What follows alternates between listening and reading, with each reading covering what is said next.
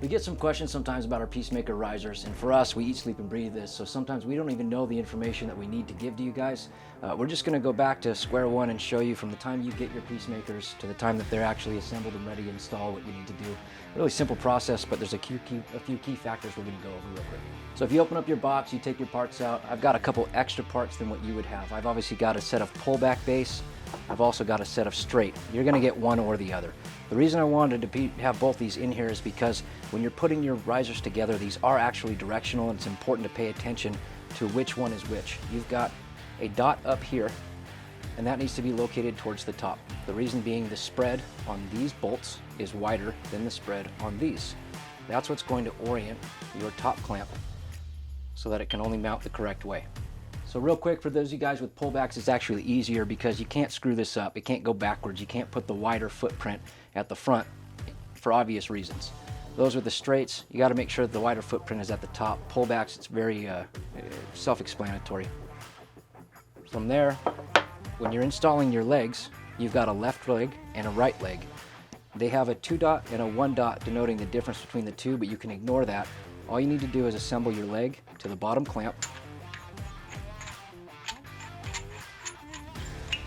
Based on the orientation of the hole, you'll know whether it's a left or a right. The holes should be facing each other towards the center when you're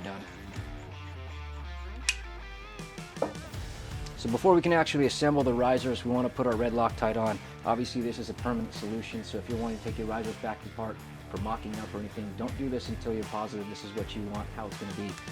But we do recommend a couple drops on the threads right here. Go ahead and put your top on right after that. You don't want to sink it down and give it a little bit of time to cure.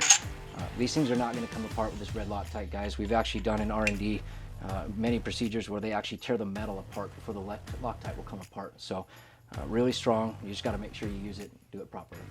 So now I know I've got my left leg. It's going to exit to the right. I've got my right leg exiting towards the left, going to be the center for internal wiring if we choose to internally wire these risers. Some of you guys end up just wiring out of here from your bar, and that's fine. If you do want to internally wire through your risers, this gives you the ability to do that. From here, I usually set up my entire setup before I mount them to the bike. You put these bolts in, now you know you're at 3.5 inches on center. If you keep these apart and you go try and mount this to your bike, you're going to end up fighting yourself. This is going to be spinning. Go ahead and tighten your top clamp, assemble your entire risers, put them on your bike on the 3.5 inches on center, bolt it down, take your top clamp off, and install your bars. Put the top clamp back on.